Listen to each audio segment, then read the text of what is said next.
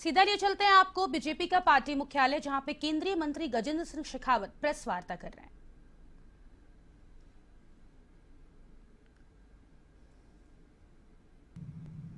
जिस प्रेरणा के साथ में वो काम करते, उस प्रेरणा के चलते हुए पूर्णतः भारतीय मानसिकता से ओतप्रोत है। भारतीय संस्कृति के पुनर्जागरण के पुरोधा बनकर के माननीय प्रधानमंत्री नरेंद्र मोदी जी ने न केवल भारतीय संस्कृति और परंपरा का संरक्षण किया है, अपितु सांस्कृतिक राजदूत के रूप में इसके पुनर्जागरण का अभूतपूर्व और विलक्षण उपक्रम करके एक बार फिर भारतीय संस्कृति को एक नई जीवंतता प्रदान करते हुए विश्व के पटल पर उसे हिमालय के सदृश ऊंचाई और समुद्र सी गहराई को वापस पुनर्स्थापित करने में सफलतापूर्वक काम किया है। आज उनके प्रयासों के चलते हुए नई पीढ़ी के करोड़ों भारतीय भारत की संस्कृति में अपने लिए एक सम्मान का प्रतीक खोजते हुए अपने आप को भारतीय कहलाने में गर्व की अनुभूति करने लगे। मित्रों, हम सब भलीभांति जानते हैं कि प्राचीन काल से भारत दुनिया भर में आध्यात्म, ज्ञान, विज्ञान, कला और संस्कृति का केंद्र ऐसा बना हुआ था। लेकिन देश में एक ऐसा दौर आया कि विदेशी शासकों और औपनिवेशिक युग के चलते हुए भारत की संस्कृति को भारी नुकसान हुआ था। आज पिछले 10 साल के इस दौर में उस सब को वापस सहेजने समेटने की दिशा में माननीय प्रधानमंत्री जी के नेतृत्व में अभूतपूर्व प्रगति हुई है। जैसा मैंने कहा, लंदन के ट्रिब्यून अखबार को कोट करते हुए कि जो सरकारें अब से पहले 10 साल पहले से पूर्व के कालखंड में जो भारत में थी, वो औपनिवेशिक मानसिकता से ओतप्रोत थी, प्रभावित थी। इसके चलते हुए हमारी सांस्कृतिक धरोहरों को सहेजने की दिशा में जिस तरह का काम करने की आवश्यकता थी, उसमें हम चूके और गुलामी के बाद में भी लगभग 6-6.5 दशक तक हम उसी मानसिकता के काम करते हुए हमने अपनी सांस्कृतिक विरासतों को जितनी क्षति औपनिवेशिक काल में पहुंची थी, उससे भी ज्यादा क्षति पहुंचाने की दिशा में काम किया। लेकिन 2014 में सरकार बनने के बाद भारत को पुनः सांस्कृतिक उत्कर्ष पर पहुंचाने के दृष्टिकोण से संस्कृति, परंपरा और इतिहास के पुनर्जागरण की दिशा में नरेंद्र मोदी जी ने तीव्रता के साथ में काम किया है। प्रधानमंत्री जी का यह संकल्प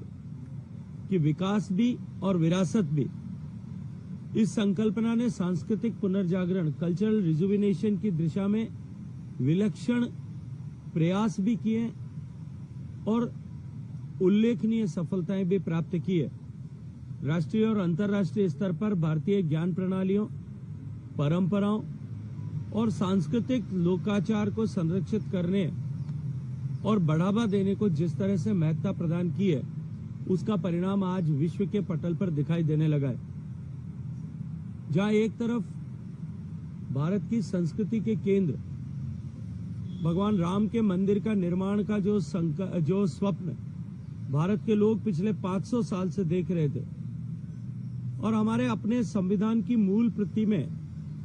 मौलिक अधिकारों के खंड पर प्रभु श्री राम का, सीता और लक्ष्मण जी का विजय के पश्चात अयोध्या लौटने का जो चित्र बना हुआ है, वो चित्र इस बात का परिचय है कि मौलिक अधिकारों के प्रेरणा स्रोत जो है वो भगवान श्री राम थे। लेकिन भगवान श्री राम के मंदिर के पुनर्निर्माण के लिए जो 500 साल से प्रयास चल रहे थे और उसे राजनीतिक महत्वाकांक्षाओं के चलते हुए, मजबूरियों के चलते हुए जिस तरह से निरंतर रोकने के प्रयास किए गए थे, आज माननीय प्रधानमंत्री जी के नेतृत्व में, उनके मार्गदर्शन में राम मंदिर के निर्माण का मार्ग न केवल पुनः प्रशस्त हुआ है, अपितु करोड़ों करोड़ लोगों के आस्था का केंद्र के रूप में भगवान श्री राम का मंदिर 22 जनवरी को मूर्ति स्थापना के साथ में काम उस दिशा में आगे बढ़ेगा। इसी तरह से काशी में विश्वनाथ के कॉरिडोर के निर्माण के साथ आज काशी की छटा जिस तरह से बदली है और एक नई काशी के रूप में आज जिस तरह से बनारस दिखाई देने लगा है, जहां दुनिया भर के लोग आकर के वास्तविक भारत और उसकी आध्यात्मिक राजधानी के रूप में काशी को निहार रहे हैं। काशी तमिल संगमम और उसके अतिरिक्त इस तरह से वहां मनाए जाने वाले उत्सवों के चलते हुए करोड़ों की संख्या में लोग आज बनारस में आकर के काशी में सैलानी के रूप में, दर्शनार्थी के रूप में आकर के भारत की इस आध्यात्मिक राजधानी में उसकी सांस्कृतिक गहराई में डूब करके अपने आप को भाग्यशाली समझते हैं और उसके चलते हुए बनारस और उसके आसपास के क्षेत्र, वाराणसी और उसके आसपास के क्षेत्र की आर्थिक प्रगति को भी नए पंख मिले। इसी तरह से सोमनाथ के मंदिर का पुनरुद्धार, उज्जैन में महाकाल लोक का पुनरुद्धार, असम में गुवाहाटी में कामाख्या मंदिर का पुनरुद्धार, उड़ीसा के जगन्नाथ मंदिर का पुनरुद्धार और 4 धाम का कायाकल्प करने का, और इस दृष्टिकोण से भारत को सांस्कृतिक आध्यात्मिक रूप से एक बार फिर पूरे विश्व के पटल पर ले जाने में भी माननीय प्रधानमंत्री जी के नेतृत्व में सफलता प्राप्त हुई है। इन सब के अतिरिक्त भी गुजरात के महसाणा में चालुक्य काल में बनाए गए सूर्य मंदिर का, मोढेरा के सूर्य मंदिर का पुनरुद्धार हुआ है। पुणे के देहू में तुकाराम महाराज के मंदिर, गुजरात के पावागढ़ में कालिका माता मंदिर, अंबा मंदिर, ऐसे अनेक सांस्कृतिक आध्यात्मिक केंद्रों के पुनरुद्धार पर भी सरकार ने सफलतापूर्वक काम किया है। देश के आजादी के समय हुए अप्राकृतिक विभाजन के चलते हुए जो करतारपुर साहिब सीमा के उस पार रह गए थे और देश और दुनिया में रहने वाले लाखों सिख मतावलंबी, करोड़ों सिख धर्म के अनुयायी हमेशा ही इस बात की कामना और कल्पना करते थे कि कभी हमें करतारपुर साहिब में जाकर के मत्था टेकने का, आशीर्वाद प्राप्त करने का अवसर मिलेगा, लेकिन वो दूर से ही करतारपुर के दर्शन करने के लिए अभिशप्त थे। माननीय प्रधानमंत्री जी के आशीर्वाद से आज पवित्र गुरुद्वारा करतारपुर साहिब का लांघा खुला है और उसके खुलने के बाद में करोड़ों सिख मतावलंबियों के लिए उनकी आस्था को पूरा करने के लिए दर्शन करने का सौभाग्यपूर्ण अवसर, मत्था टेकने का सौभाग्यपूर्ण अवसर उन्हें मिला है। अपने धर्म की रक्षा के लिए 10वें गुरु गोविंद सिंह जी के 4 बेटों ने जिस तरह से अपने आप को दीवार में चुना जाना ऐसा स्वीकार किया था, उन वीर बालकों के उस बलिदान को स्थायी रूप से सम्मान देते हुए माननीय प्रधानमंत्री जी के नेतृत्व में वीर बाल दिवस जो आगामी 26 तारीख को आने वाला है उसको मनाने का जो है देश भर में उसको मनाया जाए, इसका मार्ग भी माननीय प्रधानमंत्री जी ने प्रशस्त किया है। अभी हाल ही में संसद की बनी नई इमारत, इसने भी भारत के सुवर्ण युग की यादों को वापस एक बार लोगों के मानस पटल पर अंकित किया है। सांस्कृतिक पुनरुद्भव के इस दौर में सभी धर्म के ऐसे आस्था के केंद्रों के पुनरुद्धार पर सरकार काम कर रही है।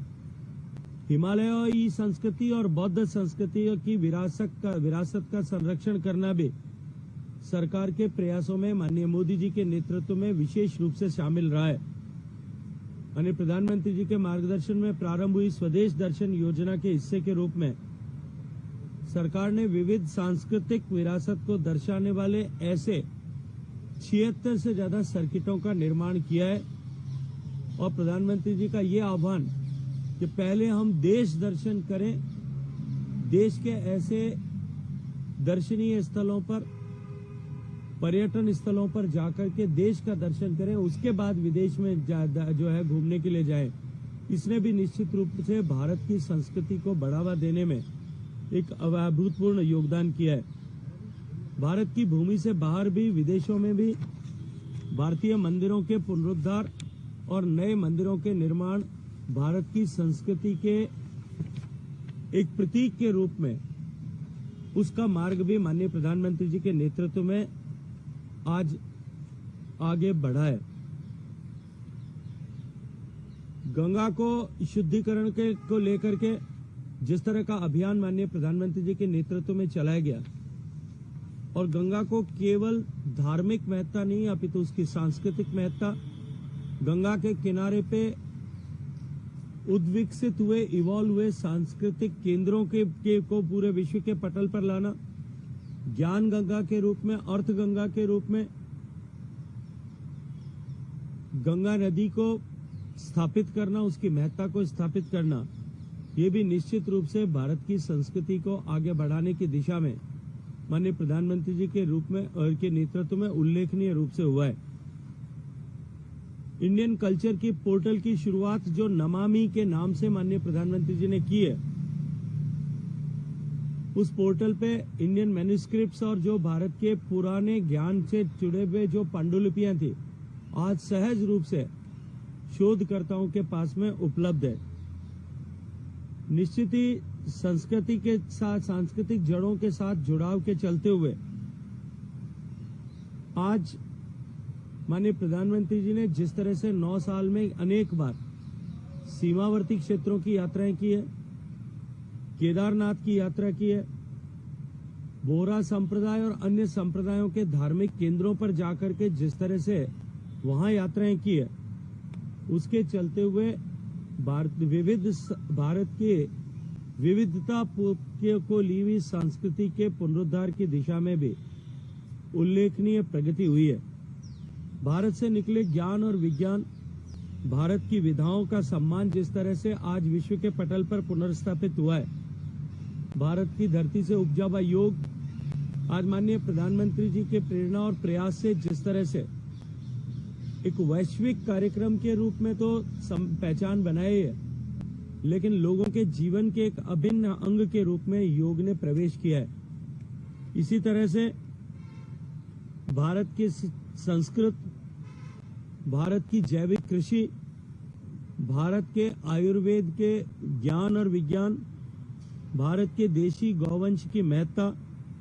भारत का मोटा अनाज जिसे हम कहते थे, जिसे माननीय प्रधानमंत्री जी ने आज श्री अन्न का नाम ऐसा दिया है, इन सब की पहचान और सम्मान भी आज भारत के सांस्कृतिक वैविध्य और सांस्कृतिक शक्ति की पहचान के रूप में पूरे विश्व भर में स्पष्ट होने लगी है। माननीय प्रधानमंत्री जी के प्रयास से भारत से चुरा करके या लूट करके ले जाई हुई ऐसी ऐतिहासिक संपदाओं को भी, ऐसी धरोहरों को भी वापस भारत में लौटाने का क्रम तेजी के साथ में चल रहा है। 2014 से लेकर के अब तक 344 से ज्यादा ऐसी ऐतिहासिक धरोहरें वापस भारत में लाई गई है। आजादी के इस अमृत काल में भी जिस तरह से माननीय प्रधानमंत्री जी ने देश के आजादी के संघर्ष में, आजादी के लिए हुए संघर्ष में ऐसे जो अनाम योद्धा थे, जिन्होंने देश को आजाद करने के लिए अपना सर्वस्व समर्पण किया, लेकिन कहीं वो इतिहास के पन्नों में पिछले 60 साल से में या तो भुला दिए गए थे या सुनियोजित रूप से भुला दिए गए थे। ऐसे सारे लोगों को भी आजादी के अमृत काल में वापस पहचान करके उन सब का सम्मान पुनः स्थापित करने का, स्थानीय स्तर पर लोगों को उनसे प्रेरित होने का, प्रेरणा लेने का सौभाग्यपूर्ण अवसर तो प्रदान किया ही है, लेकिन साथ साथ में स्वतंत्रता संग्राम से जुड़ी सारी विरासतों को भी वापस पुनरुद्धार करने की दिशा में एक उल्लेखनीय काम प्रारंभ हुआ है। माननीय प्रधानमंत्री जी के नेतृत्व में ही भारत, जिस देश में महिलाओं को के सम्मान को लेकर के बहुत विशिष्ट मान्यताएं थी। उस देश में महिलाओं के सम्मान को बढ़ाने की दिशा में अनेक योजनाओं को, उनकी क्षमता के संवर्धन के दृष्टिकोण से अनेक योजनाओं का निर्माण करके सफलतापूर्वक धरातल पर उनको उतारकर मातृशक्ति के वंदन की दिशा में भी अभूतपूर्व काम किया है। मित्रों, हमारे ऋषियों ने उपनिषदों में तमसो मां ज्योतिर्गमय की अवधारणा की परिकल्पना की थी।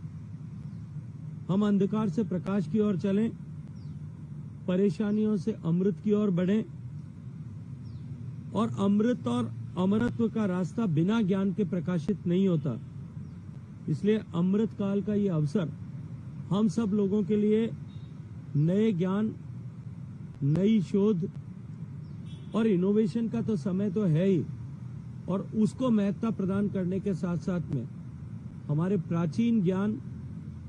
और संस्कृति को भी पोषित और पुनः स्थापित करने का ये समय हम सब लोगों के बीच सामने है। भारत के विदेश में रहने वाले प्रवासियों को जिस तरह से माननीय प्रधानमंत्री जी ने कल्चरल एम्बेसडर बनने की प्रेरणा प्रदान की और भारत की संस्कृति को, भारत की विविधता वाली संस्कृति को हम किस तरह से पूरे विश्व के पटल पर ले जा सकते हैं, और उस भारत की उस संस्कृति से आकृष्ट होकर के अधिकतम लोग भारत के साथ में जुड़े, ये आह्वान जब से किया है, निश्चित ही भारत के प्रवासियों के मन में भी, जो भारत से बाहर अपने अर्थोपार्जन के दृष्टिकोण से गए हैं, उनके मन में भी निश्चित रूप से एक भारत के प्रति एक नए सम्मान के भाव का सृजन तो हुआ ही है, लेकिन साथ साथ में वो गर्व के साथ भारत के विषयों को, भारत की संस्कृति से जुड़े हुए विषयों को भी दुनिया के पटल पर रखना उन्होंने प्रारंभ किया है। माननीय प्रधानमंत्री जी के प्रयासों के चलते हुए आज यूनेस्को ने जिस तरह से 2014 से 18 के बीच में और 2014 से इस 23 के बीच में जिस तरह से भारत के अनेक सांस्कृतिक धरोहरों को, भारत के ऐसे अनेक स्थलों को, भारत के ऐसे अनेक आयोजनों को अमूर्त सांस्कृतिक विरासत के रूप में पूरे विश्व भर में जो आईजीसी के द्वारा मान्यता प्रदान की है, ये भी निश्चित ही भारत के सांस्कृतिक पुनरुद्धार के दिशा में एक बहुत महत्वपूर्ण कदम है। इसी क्रम में माननीय प्रधानमंत्री जी के नेतृत्व में जिस तरह से, जो मैंने कहा कि एक तरफ काशी विश्वनाथ का कॉरिडोर खुला, राम मंदिर के निर्माण का मार्ग प्रशस्त हुआ, वहीं भारत के आजादी के लड़ाई में काम आए या भारत की एकता और अखंडता को सुनिश्चित करने के लिए बलिदान करने वाले ऐसे हमारे सैनिकों के सम्मान के लिए वॉर मेमोरियल, पुलिस मेमोरियल का निर्माण हुआ है। भगवान बिरसा मुंडा को सम्मान प्रदान करते हुए करोड़ों लोगों की आस्था के प्रतीक भगवान बिरसा मुंडा के रांची में म्यूजियम का काम को माननीय प्रधानमंत्री